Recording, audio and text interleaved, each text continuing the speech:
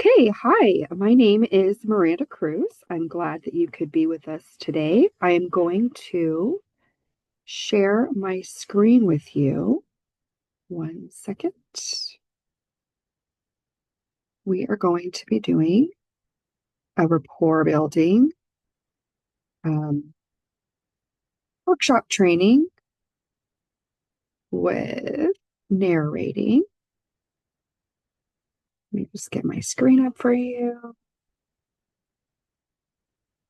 and we'll get started.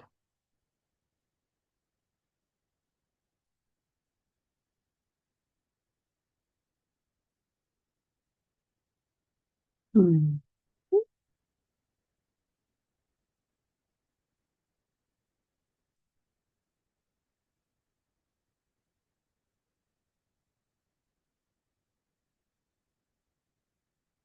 Right.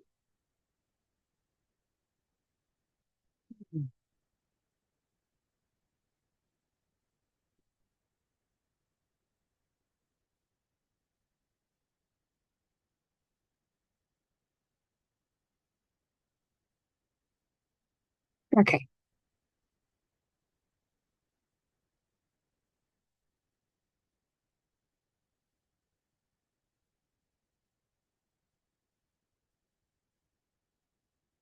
Hey, here we go.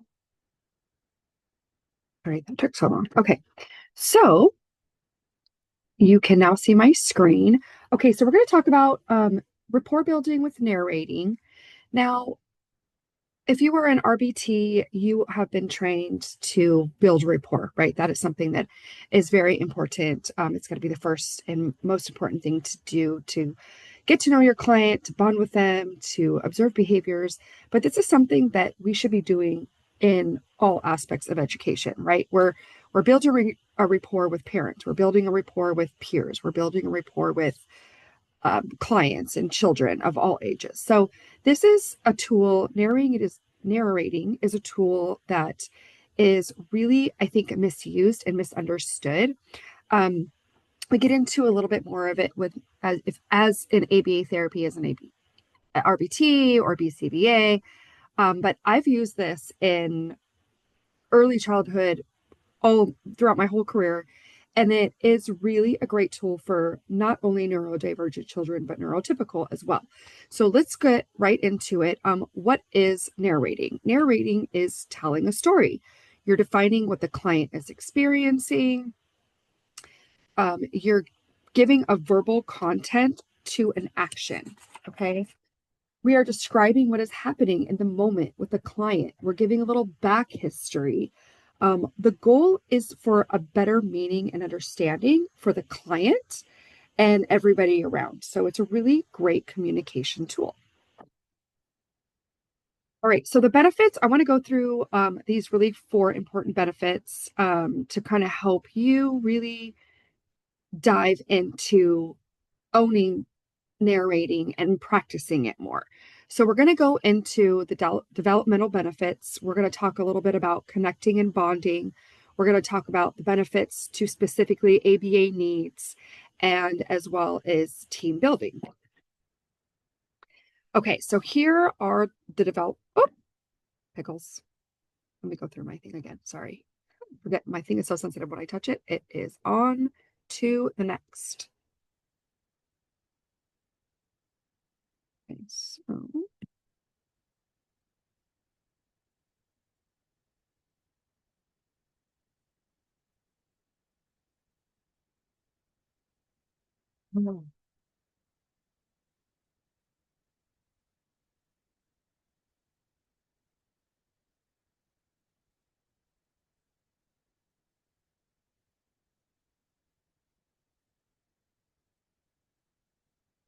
okay.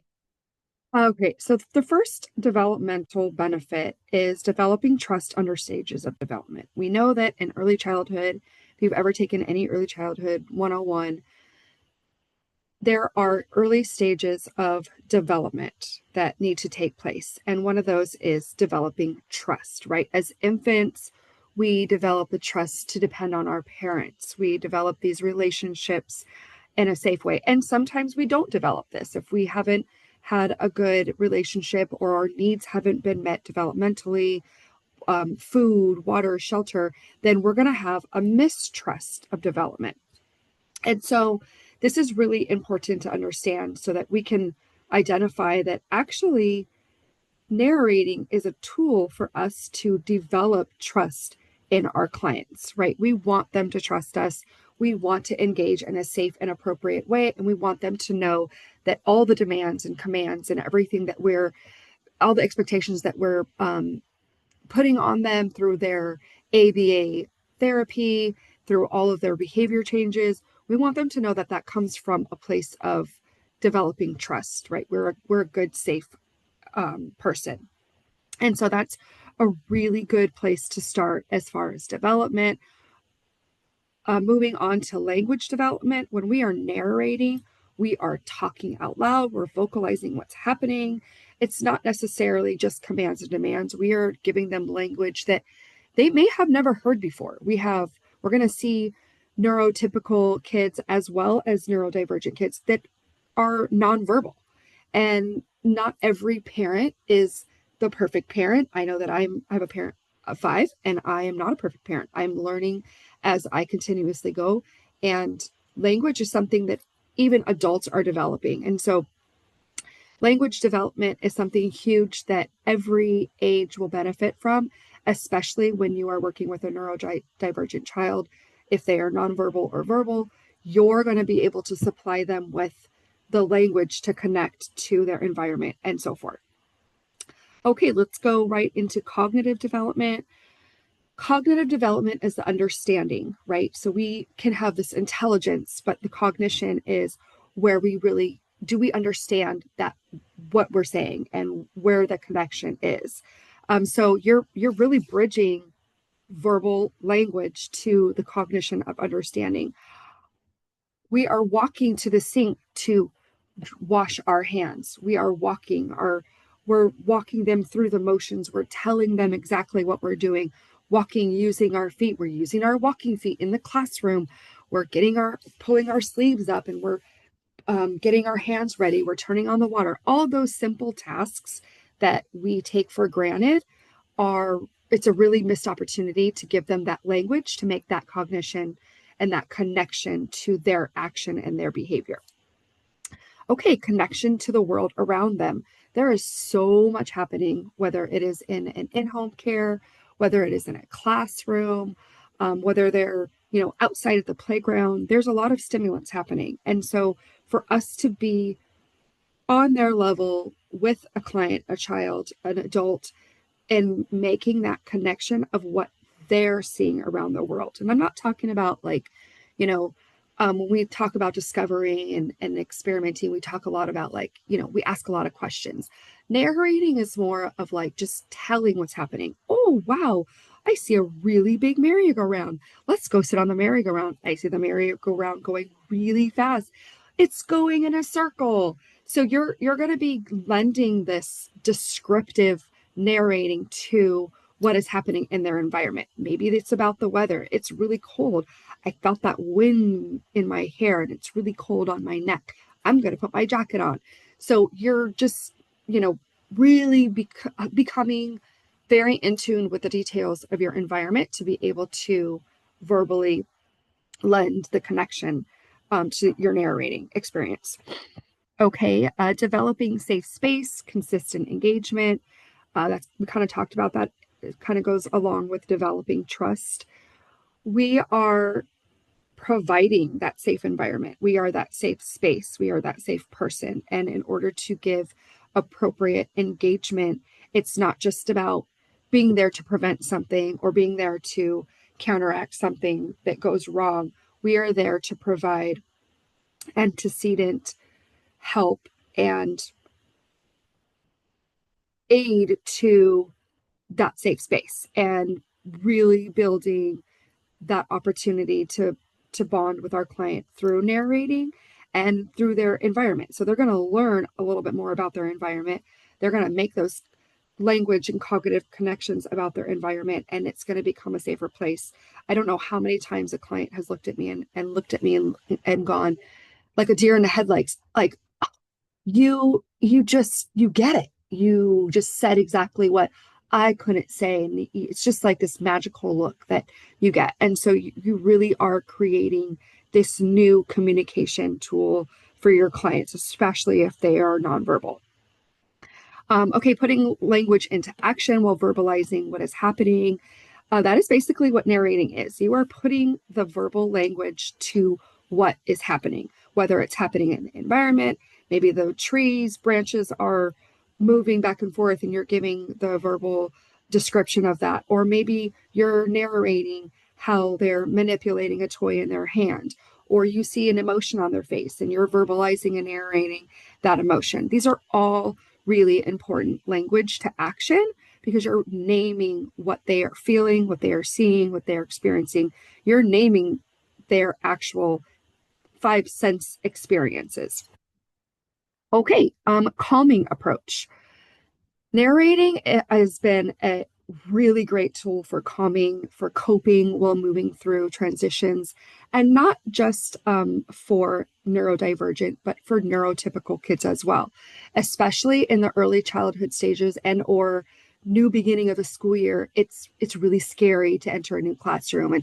It's uncomfortable and scary to have to get to know new adults, new peers, a new environment, and so this kind of narrating can really take a hold to that coping skill where we're talking them through our experiences and we're not just saying you're going to be okay, you're going to be okay, mom's coming back. We're helping them engage better through their environment and what they're experiencing so that they can move through that transition. And this is something that's going to be practiced and practiced and practiced so that it becomes like muscle memory for you as well as your client to be comfortable with your vocalizing and you becoming their safe space. And they're gonna start trusting you more. They're gonna come to you when things don't make sense, when they're you know uncentered, when they're uncomfortable, when they are just unsure of their environment. Okay. Mood changing. Okay, mood changing can establish resilience and support emotional development and regulation through processing. So let's think about this for a minute.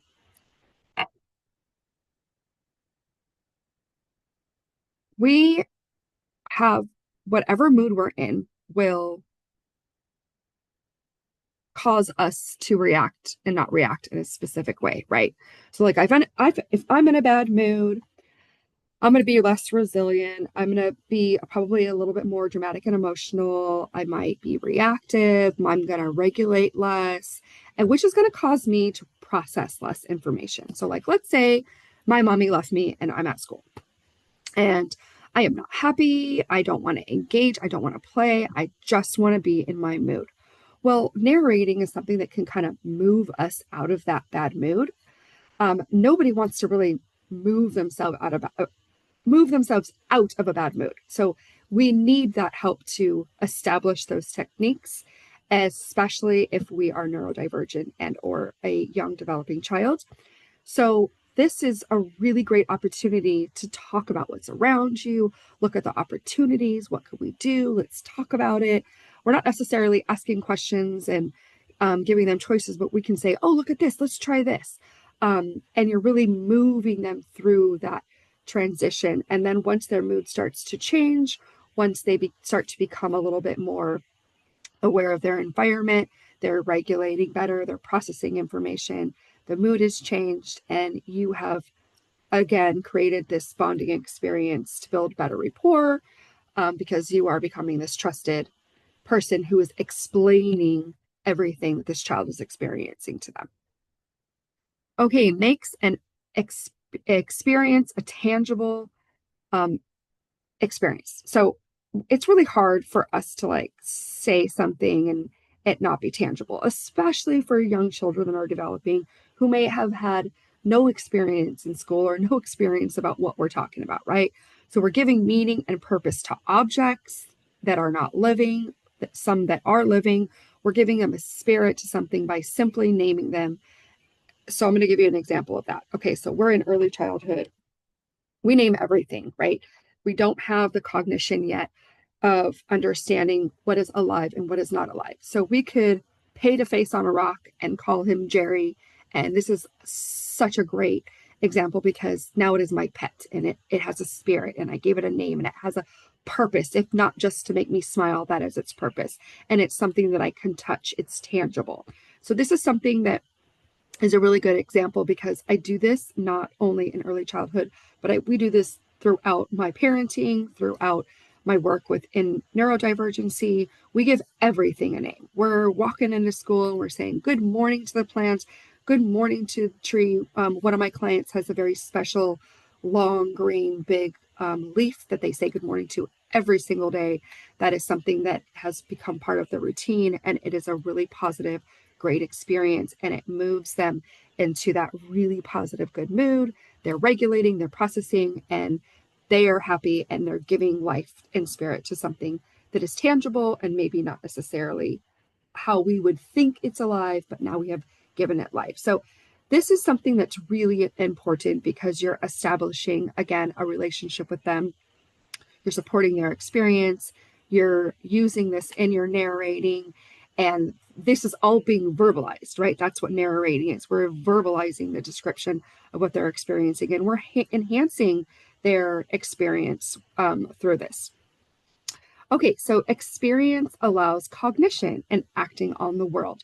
Kind of talked about this a little bit before, where we are making the connection to the world, but we're also making that connection with them acting. So now not only are we describing what they're experiencing, but we are now making the bridge to them understanding their action. And now it's going into their world, right? Their world is expanding. Whether you have a little one developing or you have a neurodivergent primary school age child, you are starting with their experience to like maybe something they're touching or maybe something they're experiencing. And then that is expanding and their world is expanding because the more they become regulated and the more they can process, their world is going to become bigger. They're going to start noticing things in their classroom. They're going to start noticing more things at home. They're not so dysregulated where they're missing everything. And it's going to be this huge eye opener for so much more exploration and more narrating through them acting in their world. Okay, so there is a link that I wanted to show you. It's a really great link. Talks about cognition and giving that play a really step up, just an understanding of how young children play. And when we have neurodivergent children, even if they're not in preschool age, they are nonverbal, they're neurodivergent, they have most of the time have missed out on some developmental stages because they have been so dysregulated. And so we're really creating that opportunity from them to go through those developmental stages from early on and bridge those gaps. So this is a really good video. I hope that it works. If not, you can copy this link, take a picture of it, and you can go ahead and watch it on your own time. And so also, with that being said, before I play the video, this is a really good example, diaper changing, on how we narrate to benefit a child's development and build that trust, right? So we typically in early childhood and parenting, we are taught to, walk them through their diaper changes. Don't just lay a child down, wipe them down, you're doing all this stuff and you're just doing it in a hurry and you're not talking to them. We still want to engage. This is a very intimate process. We want them to know that our intentions are pure, they're true, we're helping them. We're not using it as a grooming process, which we'll talk about later. There's definitely a huge difference in grooming as opposed to engaging and building rapport. And so we, like for diaper changing, we're saying, okay, you have poop in your pants. We're going to go get your pull-up or your diaper. We're going to get some wipes. I may put some gloves on. If you're at home, you probably have a special place where you change your children. If you're at school, you definitely do. We're going to go there. You're talking them through it. Okay, we're taking our clothes off now. Okay, I'm going to wipe you. This is going to feel cold. So you're taking them through all of those steps of what is part of that intimate change so that they are understanding at an early age that this is my safe space. This is a safe encounter, and this is for the benefit of my body and my safety, right? And hygiene. And then you're moving on, so you're not using it as a manipulate. We're not tickling at that stage. We're not making it inappropriate. We're strictly using it to build our trust with them, so that they can build that trust and know that the next time this has happened, this is what to expect, and you're giving them a safe expectation for maybe somebody else that's going to be changing it. So that's just a really good example that I like to share, because we want to build safe, appropriate trust, and we can do that in many different ways. So that's a really great way to practice um, uh, narrating, because typically when we have clients who are neurodivergent, we will be changing them at multiple ages. So let me see if I can play this reel.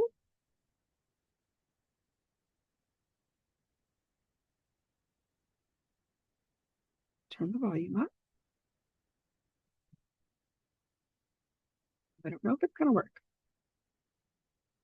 Okay, so I'm going to try and narrate this because obviously we're on the Zoom and my audio is working, so it's going to silence this, but I definitely encourage you to watch this on your own.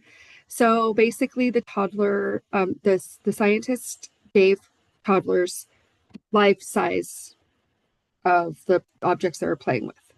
Then they took the life-size objects away and put smaller objects there. And as you can see, the children are still using them. They still have this desire and development to experience their cognition to action, right? And so it's a really great example of how children can see the life in something that is smaller than they are. If they've experienced it, we're building that exploration, the cognition from not just narrating, but actually to action. And that's what narrating is. So I hope that was explanatory. I could probably do a little bit better of a job.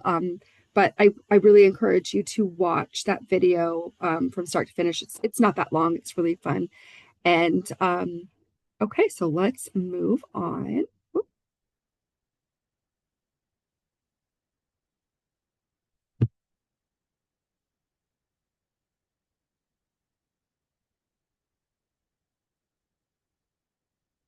Connection and bonding. Okay, so some of this information is going to be redundant. I'm just going to really try and drive it home.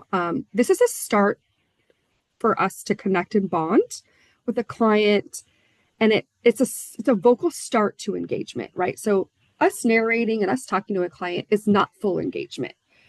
We could be at home giving our kids instructions to do something and not be giving them, we're not by their side, we're not making eye contact, we're not down on their level. That's not full engagement.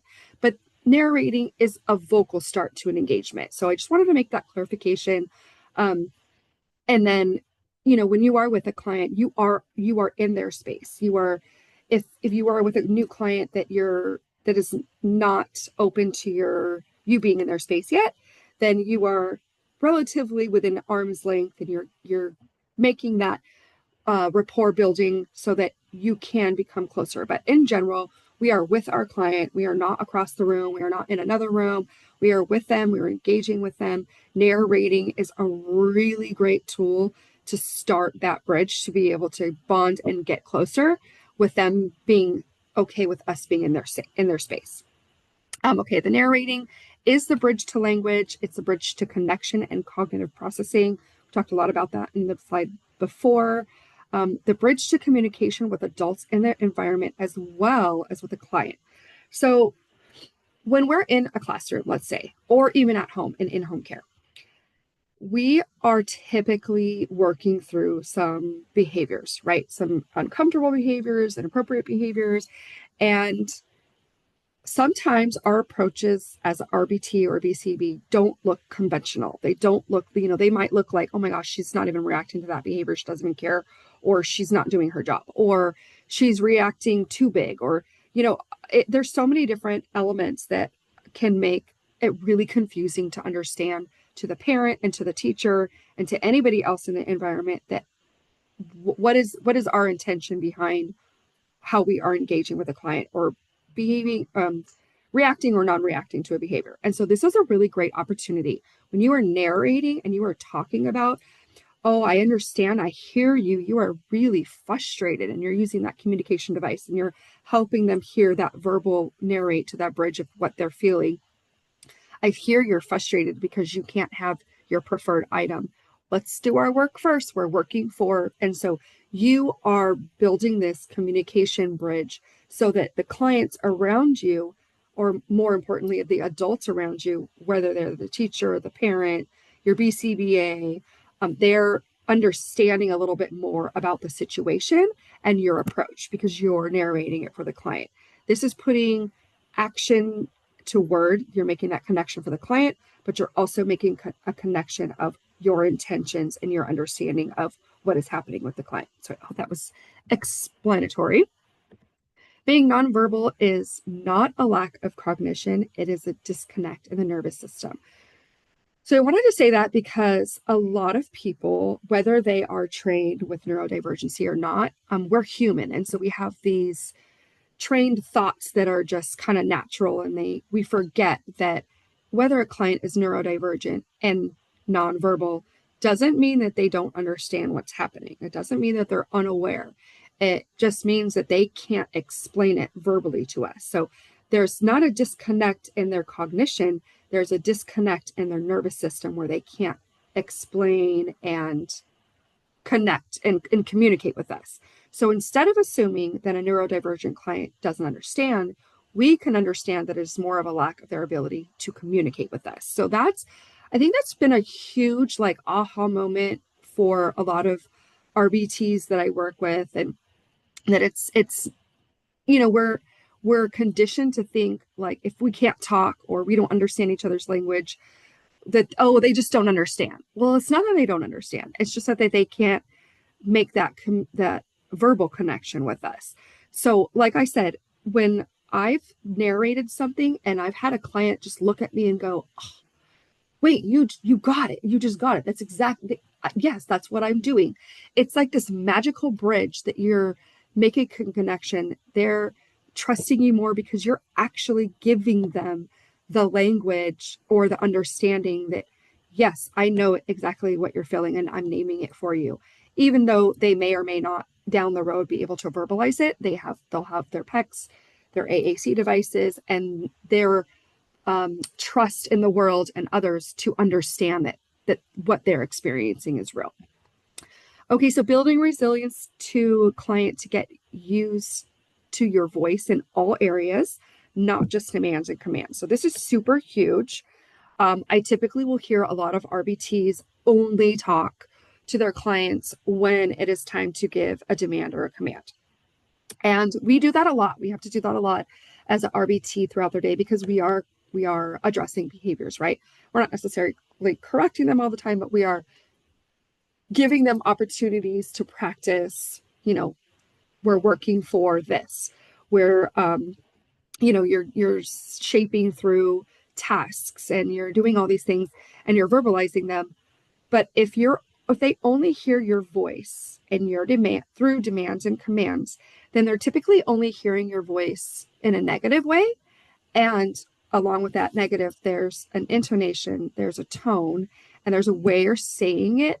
And so they're going to start tuning you out and they're going to start protesting more. So narrating is really a good opportunity to get them used to you have a fun voice and a comforting voice, and you can use all these different voices. And the more you use them, the more they'll start to trust you and engage with you and not just protest against those demands and commands. So it's really opportunity for them to get used to your voice in all areas.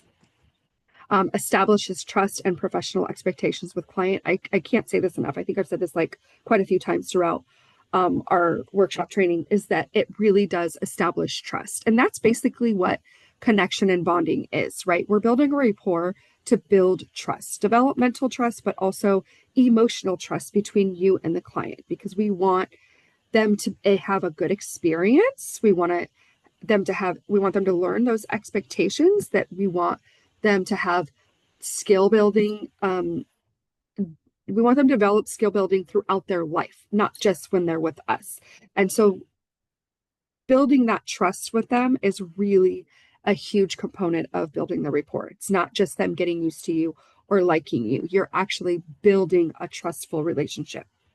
Okay, so ABA needs regulation, development supports processing. If we are dysregulated as neurotypical, we are processing less information. So just think if a client is neurodivergent, it's the same thing. If the more regulated they are, the more they're going to be able to process. The more they're going to be able to process language, helps them develop echoics as well as developing speech. So like I said before, whether your client will ever develop speech skills in the future, you are still developing opportunity for sounds to be made, echoics.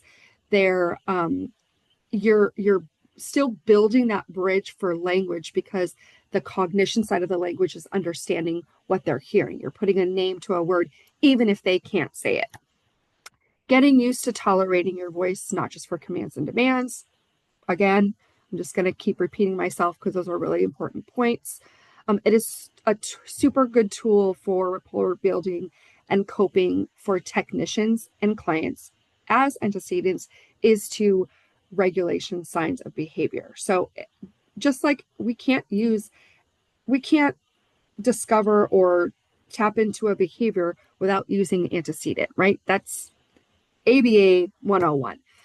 We can't build a rapport without this tool of narrating to help us cope with our clients. We are co-regulating through this whole experience. We are helping our clients regulate. We are regulating, and we have to cope together. So I just wanted to make that point. In order to be successful, you can't have one without the other. Technicians, processing regulations, as well as supports, co-regulations. We process more when we talk it out. So yes, we are also co-regulating with our clients. That's a super healthy technique. We're not just helping them regulate, we are regulating with them. If you are, well, depending on like what level of neurodivergency you are working with, if they are really aggressive, if they're verbally aggressive, physically, if they elope a lot, like depending on, of course, what your experience is with your clients, we have to co-regulate as well. We have to process through a lot of uncomfortable behaviors. And a really healthy way to do that is to what? Talk it out. It's like talk therapy. We're talking it out. Oh, I see you're really upset. We're naming that emotion that's not so comfortable. We're talking them through it. We're also talking ourselves through it and supporting our nervous system as well, which is a really, really important self-care tool as an RBT. Okay, team building staff. There's some information here that's going to be redundant, but I just want to make sure that I'm driving it home. A communication tool for adults in the environment. Narrating is a huge communication tool, which we talked about before, because it kind of gives the team a narrate of your intentions, what you're doing, what's going to happen maybe in the next step. Narrating is a training opportunity through role modeling. We always have an opportunity as an RBT to role model for clients, for other RBTs. We have to role model, not necessarily role model, but we have to also like physically and not just verbally, but physically explain and show our BCBAs, what are we doing when they're not there? What are we doing to make progress with our clients? And this is a great way to not just shut down because our BCBA is there. It could be, really uncomfortable for someone to come and watch you and observe you. But if you are practicing narrating as often as you should be, it becomes a muscle memory, and it builds your confidence, it builds your self-awareness, and it builds your ability to build rapport with your client. It also allows for collaboration opportunities by breaking down walls to communicate and to clarify and bond with the team around me or you. So what I mean by that is that, okay, let's say, I'm having a really tough time with my client, and I always have, people around me saying, I know what you're doing, you're great at what you're doing, but like, let me know if you need help. And I'm like, absolutely. So that, for one, tells me that it may look like I do need help. And if I'm not narrating or talking, verbalizing the steps that I'm taking to regulate my client, then it might look like I don't know what I'm doing, or it might look like I need help. And maybe I do, and that's okay. And I can reciprocate that and gain that support. But if I don't, it's a clue to me to go, okay, I need to explain this a little bit better. Yeah, this is what I'm doing. Hey, we're going to sit at the table. It's table time. That's part of our daily schedule, and that's part of our routine. And I know you don't want to go there, but it's time, and we can take a couple minutes to get there.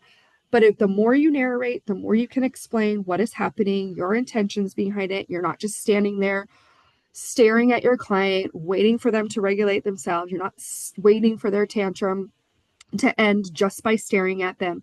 You're narrating through it. You're using a specific tone and comfort to be able to engage with them through this process.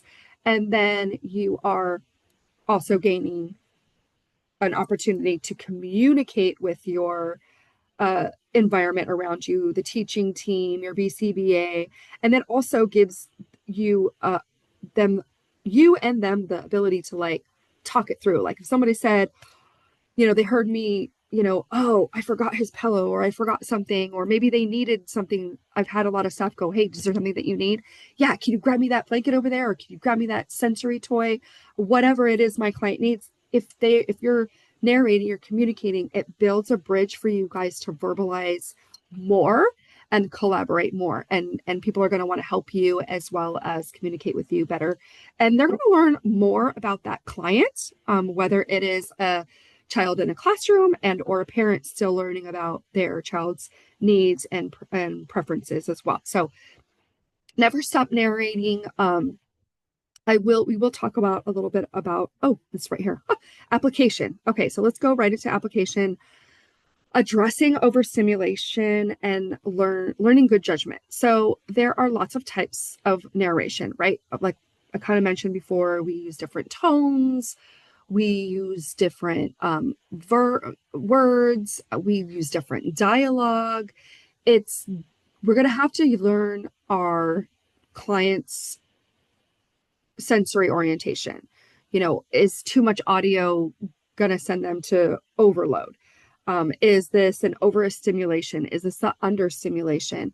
Are we talking too fast? I've learned that with one of my clients, I needed to just slow my narration down.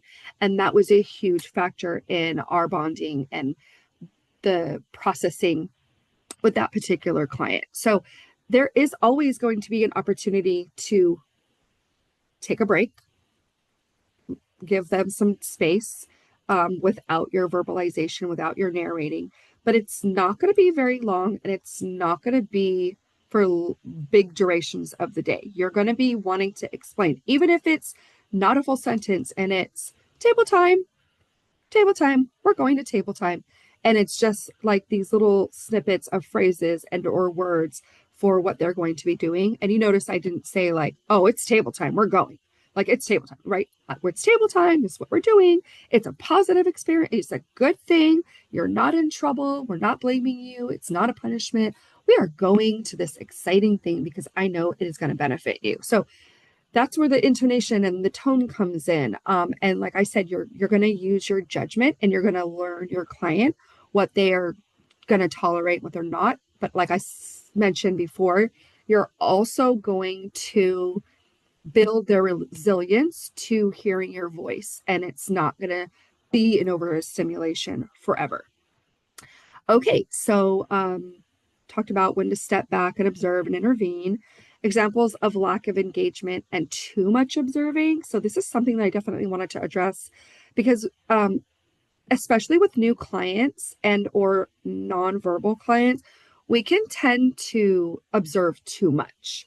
And what I mean is not engage. We're always going to be observing, right? But watching a child play with or interact with a object and giving them space is not engaging. So just being in their space is not engaging. We can be in their space and give them a couple minutes to explore something and then start narrating for them. Oh, I see that you didn't like that car. You picked up the red car. And it doesn't have to go on. You can make it a short, but we're still giving those narrating phrases, whether they're a couple words, whether they're small phrases, and we're not leaving too much of a gap for it to be silence, right? We want to build that rapport. We want them to get used to our voice and our intentions. And the way you're going to do that is by continuing the narrating.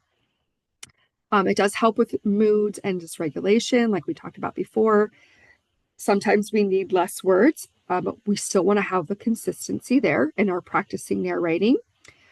Transition, separation anxiety, to not distract, but to redirect without repeating a trigger. This is something I talked about earlier. So a lot of people will say, well, you're just distracting them. You're just distracting them. And they need to know that, well, I'm not distracting them. I'm giving them an opportunity to regulate through transitioning, through knowing what's happening, right? We're transitioning, we're narrating what's happening. We're diving right into the day without repeating, oh, mom's not here, she's going to be back. Mom's not here, she's going to be back. She's going to be back later. She's not here right now. She's not here right now. Let's focus on the positive and help them transition so that the goal is to become regulated so they can transition well and become more engaged in their day. So it's not necessarily a distraction. It's a coping strategy to help them regulate. Don't only use in panic modes during tantrums and dysregulation. I kind of made this point while we are getting them used to our voice. It's not just during those negative times. Because let's say they're having a tantrum and they're dysregulated. Our tone is going to be different than it is if we're doing a really cool, exciting activity. So start to really hone in on your tone and voice when you are doing an exciting activity, and use that. Train yourself to use that tone and vocalization throughout the whole day, so that even if it is a command or a demand, it's still not negative, right? Oh, I know you don't want to go to the potty, but it's time to sit on the potty. Like, these are the things that they need to know. It's okay. Just because it's a demand or a command, it does not make it a negative experience, and it doesn't have to be a negative command or demand.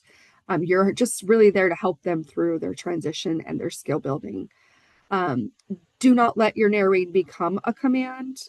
This is kind of hard. So we don't want to give them commands throughout the day. If you can narrate more of what they're doing to make it sound less of a command, it's going to benefit you and your rapport with your client. Typically, as adults, whether we're parents, teachers, RBTs, we lecture a lot. That's just human nature. Oh, we can't do that because of this.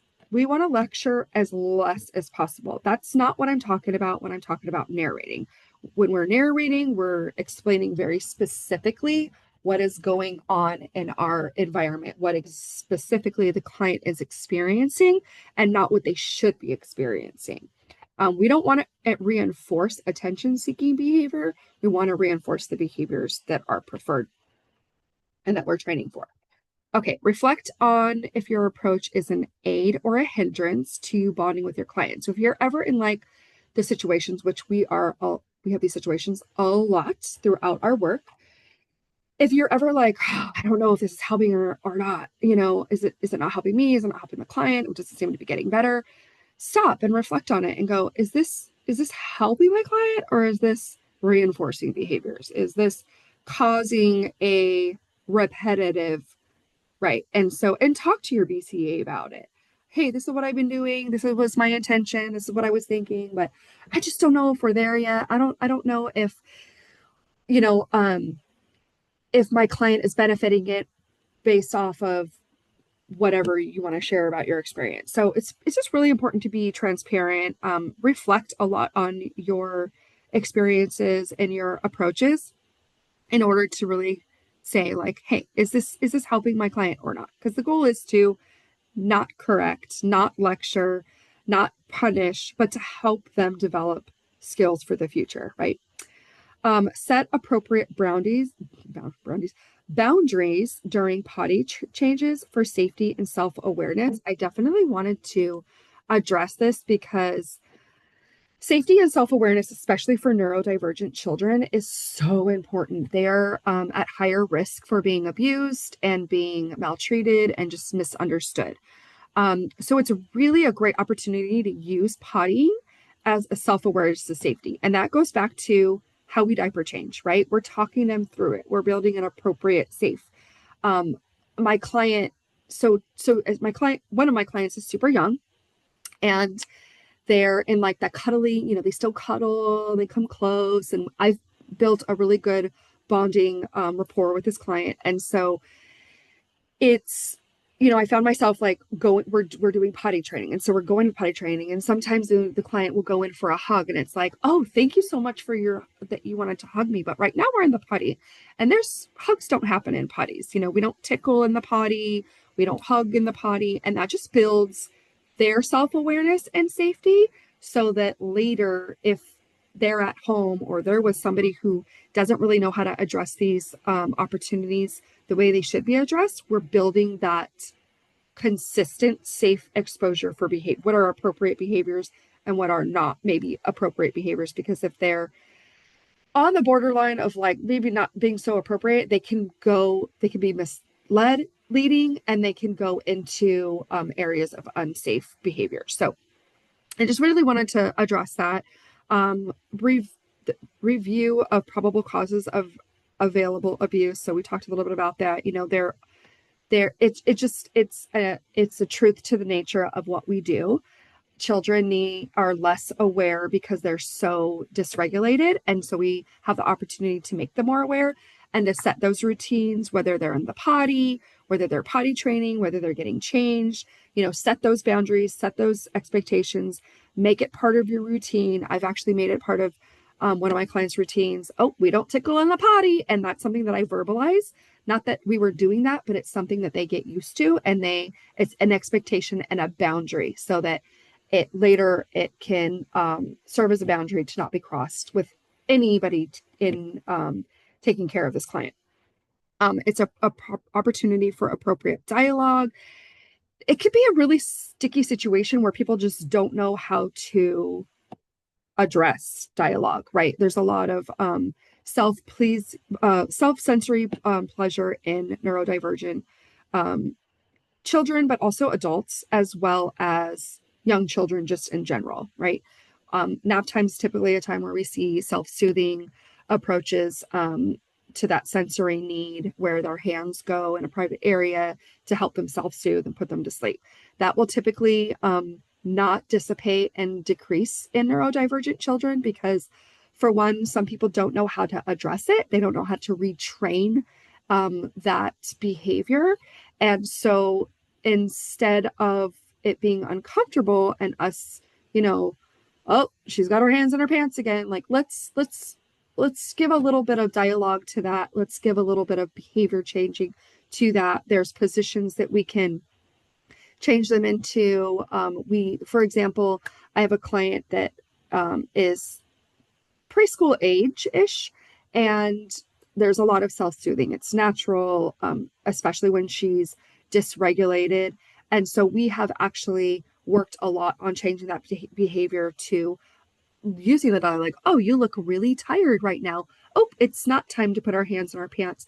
And so I've created opportunities in the day to avoid that. So like when I know that she's becoming really dysregulated and tired and is just done for the day and wants to go to sleep, there's other ways that I help her to go to sleep and take a rest and or a nap without having to use that self-soothing sensory need, especially in a classroom setting.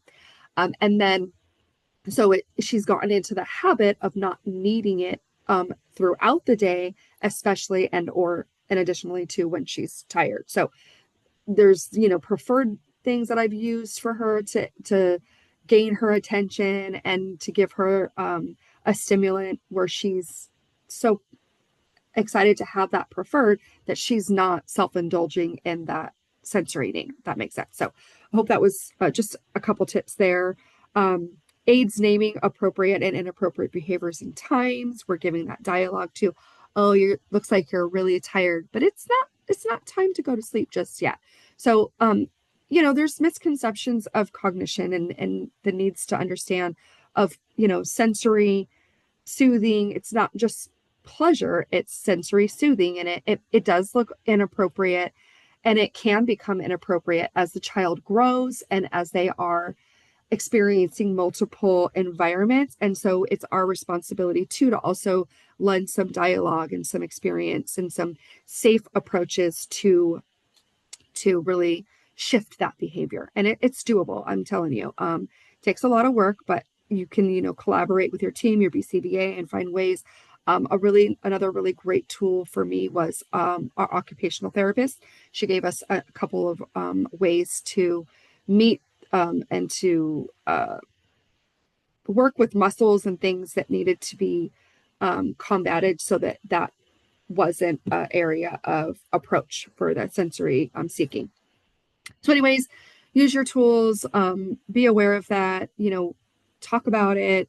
You're also giving, you're role modeling and you're giving dialogue to someone who maybe hasn't had that before, another RBT, teachers, parents. That's something that they can start using. And then across the board, the more a dialogue and behavior is used around a client, the more consistent, and it will become a muscle memory and a part of their daily routine. Okay, intervention and play. When we process better, we learn and retain more, which we've talked about. Play elements of narrating is the voice type, the tone, the intonation, and the pathway to play. So I use narrating a lot through play. I'm great at play. I have another workshop training that is all about play, how to implement it and really dive into it. But in a sense, narrating it can be a type of play, right? We are giving our voice and our type and our tone and our intonation. And it's super easier to use our narrating when we're in play, right? We're expressing what's fun, what's exciting. We're using all these praiseful words, but I would say that use that play time as a practice, and then take that into your muscle memory, practice it more, and then take it even farther into your narrating. So it's kind of fun. We whenever I go into an environment, whether it's a classroom or a home, I get a lot of giggles because I use like the really preschool voice and the tones that are fun and Disney-like, and I'll have to give you some examples, but it's gonna be a lot better for your client to process your voice in a playful, happy, positive way than it is in a tone of correction or just start to listen to your tone when you're having conversations, whether it's with your children or the children in the classroom. There is a tone where we need to be direct and set boundaries. But typically, you are going to want to build that muscle memory of using a playful tone and intonation. Because for one, you're going to be heard a lot more. Your clients and your children are going to be receptive to what you're saying to a lot more. So I'll give you an example.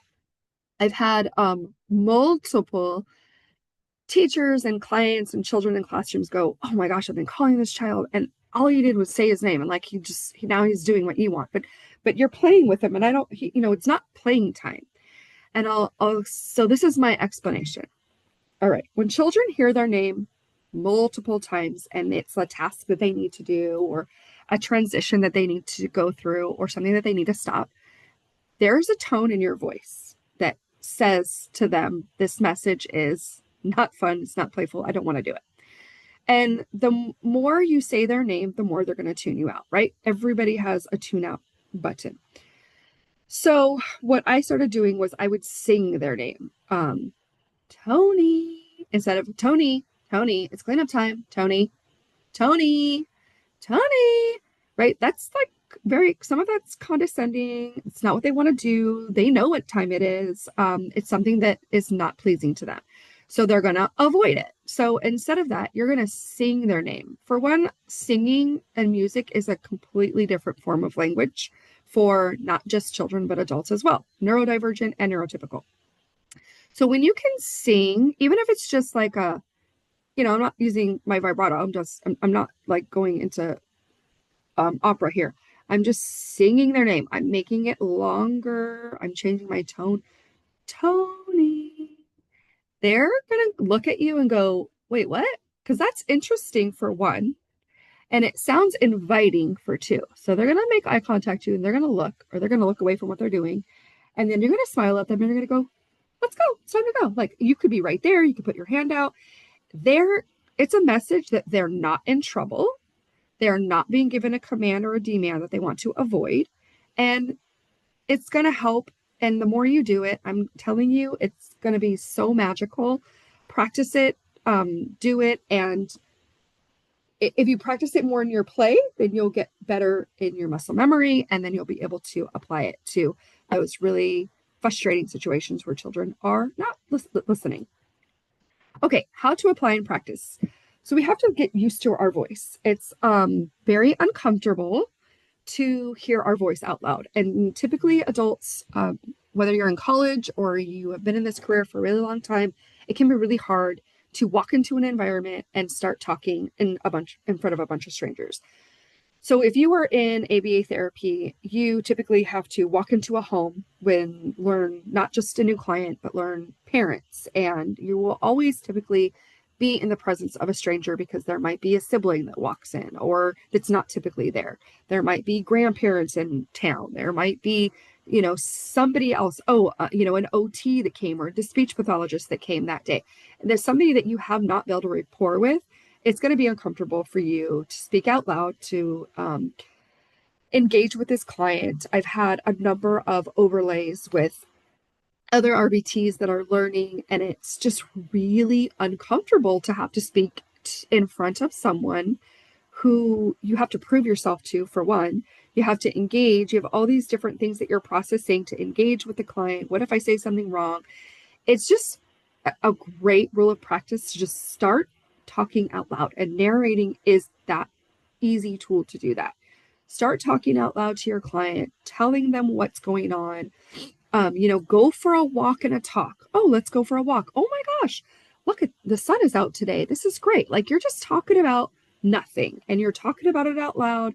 You're talking about all the things that you're seeing. You're going to start to play and narrate. Play is a great opportunity to narrate because you can talk about the object. You talk about what they're touching. You can talk about what's right by them. You can talk about what you're playing with, especially if a client is not interested in you and you are not in their safe space yet. Start playing with something you know is their preferred.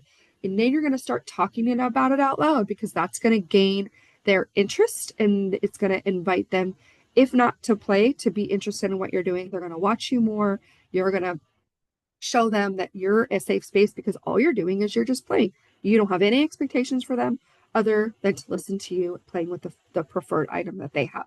So it's a great technique to practice, but you do have to practice it. It doesn't come natural. It's uncomfortable.